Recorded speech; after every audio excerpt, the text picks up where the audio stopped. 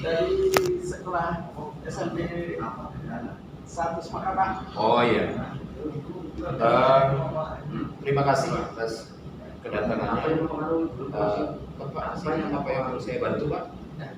Ini Pak, saya itu menjadi guru itu sudah lama, dan saya ingin meningkatkan karir saya, memahami karena seangkatan saya itu sudah banyak sekali yang S2, sementara saya terus bekerja tapi belum S2, Pak. Maka dari itu saya punya keinginan, Pak, untuk melanjutkan sekolah S2, Pak. Jadi mohon bimbingan dan mohon bantuannya seperti apa solusinya, karena yang pertama saya sekalipun sekolah ya tidak boleh meninggalkan tugas itu. Iya.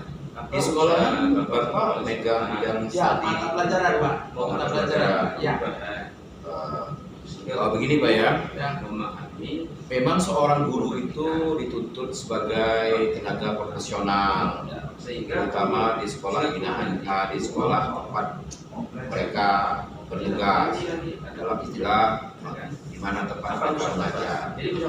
Dengan adanya kita meningkat kompetensi melalui sekolah, di awal dulu pemerintah sudah menyarankan bahwa semua guru itu harus S1. Nah, semua itu sudah berlanjut, sekarang sudah ke S2. Nah, kaitan dengan itu tentunya seorang guru kalau sudah mempunyai dedikasi dengan melanjutkan pendidikan yang lebih tinggi, tentunya punya dedikasi yang mumpuni. Bagus itu, Pak. Ya, saya sebagai pendorong ataupun mengamati sebagai coach, memberikan motivasi, dan itu harus dilaksanakan. Ataupun Bapak tahu bagaimana cara ini melakukan ataupun melalui pendaftaran, sudah tahu belum? Ya, sementara pemahaman saya yang pertama karena jauh dari tempat kuliah, yang kedua saya memang harus seizin dari pihak PKD supaya peningkatan belajar saya itu diketahui dan disetujui oleh PKD, sehingga nanti ke depannya tidak ada masalah, karena saya juga sebagai guru, sehingga saya harus mendapatkan izin, dan insya Allah nanti kalau Bapak mengizinkan beberapa motivasi, saya siap untuk pengurusannya, Pak. Baik, Pak. Semuanya kita mendukung apa yang diniatkan atau direncanakan oleh Bapak, tapi ingat, kekuatan yang dimiliki Bapak mulai dari dorongan hati, kemudian didukung oleh kepala sekolahnya dan kawan-kawan. Nah, tapi terus terang Bapak tinggalnya di tempat yang cukup jauh dengan jarak yang begitu jauh, tentunya harus diperhatikan secara keseluruhan supaya pekerjaan tidak terbengkalai, pelaksanaan pendidikannya bisa maksimal. Karena tujuan kita belajar itu meningkatkan kompetensi, Pak. Nah, baik, rencana Bapak kapan mau mendaftarkan diri di perguruan tinggi mana? Itu rencana secepatnya, Pak, karena ini sudah menjelang pendaftaran mahasiswa baru, tentunya kami segera melengkapi syarat-syaratnya. Yang penting saya dapat motivasi dari Bapak, sehingga kami dengan senang hati akan melaksanakan itu. Dan kami ketahui, Pak, bahwa saya ada beberapa indikator atau kekuatan yang mendukung saya untuk melaksanakan dan mengikuti pembelajaran di S2. Yang pertama, saya sudah pengalaman kerja lama, yang kedua S1 saya dari S1 juga, dan yang ketiga saya selama bertugas tidak pernah istilahnya meninggalkan tugas. Jadi saya sangat berkeinginan untuk menambah, untuk mempermudah karir saya ke depan. sehingga nanti bisa seperti kawan-kawan yang lain seangkatan saya yang sudah punya karir di hukum ini Pak, karena ini juga mendukung proses pembelajaran saya, dan saya berkeinginan supaya saya dalam proses pembelajaran nanti bisa mengikuti perkembangan dengan adanya saya mengikuti perkuliahan itu Pak. Ya. Karena demikian Pak, perlu diingat ini kebetulan saya sedikit banyaknya punya kawan yang sudah menempuh S2 juga.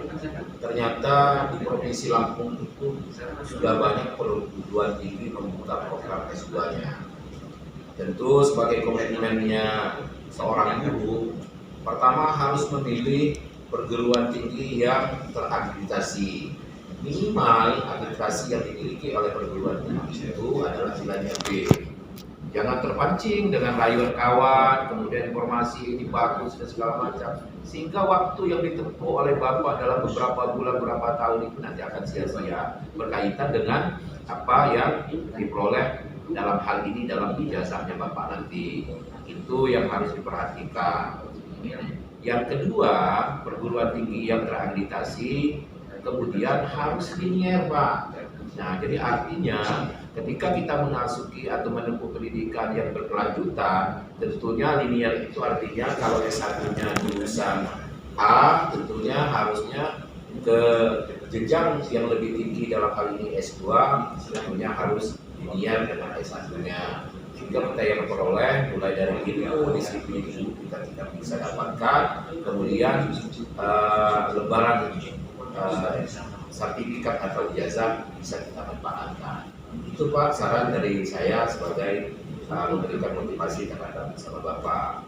Ya, terima kasih Pak atas sarannya, dan insya Allah secepatnya setelah ini saya akan dari sekolah mana tadi Pak? Dari salah satu SMP. Oh, di kampus Pak ya? Kampus. Insya Allah secepatnya kami akan segera membaca berkas dan segera untuk mendapatkan diri untuk melanjutkan sekolah S2. Sekali lagi terima kasih Pak atas motivasinya dan dukungan serta sarannya, sehingga menjadi modal kekuatan saya untuk melanjutkan sekolah di S2. Terima kasih. Ya. Terima kasih Bapak dan Ibu. Setelah tadi kita dengar hasil coaching antara Bapak Surullah dan Bapak Wardaya, ternyata di sini kita jadi paham bahwa maksud dari Pak Wardaya ini menemui Pak Surullah adalah ingin melanjutkan S2, tapi beliau ternyata belum tahu caranya. Jadi tadi sudah dijelaskan secara rinci oleh Pak Surullah bahwa cara-cara melanjutkan ke S2. Jadi yang selanjutnya nih, tadi saya dengar Pak, bahwa memang benar yang dikatakan oleh Pak Surullah bahwa ketika kita mau melanjutkan S2, kita harus memperhatikan universitas yang akan kita tuju, legalitasnya, akreditasinya, karena itu sangat penting sekali.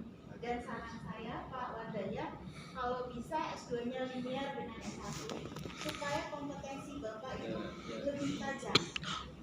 Itu saran dari saya. Selanjutnya Pak Wardaya, sebelum nanti Pak mendaftar, harus mengurus surat izin dulu ke Dinas Pendidikan, ya, melakukan permohonan ke Dinas Pendidikan supaya nanti Dinas Pendidikan akan melanjutkan ke DKPSDM. Kalau tadi saya dengar juga Pak Wardaya sudah mengetahui kekuatan dan kelemahan yang dimiliki oleh Pak Wardaya, berarti Pak Wardaya sudah tahu bahwa oh saya kuatnya di sini, kelemahannya di sini. Nah itulah yang harus jadi patokan Pak Wardaya untuk melanjutkan ke S2. Nah, jadi Pak Wardaya harus bisa berkomitmen, ya, komitmen benar-benar. Ketika semua itu nanti sudah terpenuhi syaratnya, berarti memang harus benar-benar melanjutkan ke jenjang S2-nya. Harapan saya Pak Wardaya, ketika nanti Pak Wardaya sudah melanjutkan, tidak ada alasan untuk tidak melaksanakan tugas sebagai guru. Ya, tugas kita yang pokok adalah sebagai guru mengajar hadir di kelas dengan penuh. Sukses untuk Pak Wardaya, sampaikan salam saya untuk keluarga. Terima kasih. Setelah kita saksikan bersama-sama video pembelajaran atau praktek coaching yang dilaksanakan oleh kelompok 2, di mana coachnya Bapak Suburot dan coachingnya adalah Bapak Wardaya. Yang pertama, kita menggunakan coaching dengan metode Tirta. Yang pertama adalah tujuan, bahwa Bapak coach, Bapak Suburot sudah menanyakan apa yang menjadi maksud tujuan kedatangan Bapak Wardaya. Kemudian Bapak Suburot selaku coach juga sudah mengidentifikasi kekuatan dan kelemahan Pak Wardaya dalam tujuannya untuk mendaftarkan kuliah S2, sehingga teridentifikasi kekuatan dan kelemahan Pak Wardaya. Kekuatan dan kelemahan itu kemudian dikuatkan oleh coach, sudah kita saksikan tadi bersama-sama. Setelah kuat betul, dia tahu kekuatan dan kelemahannya, maka dalam video tadi jelas bahwa direncanakan aksinya.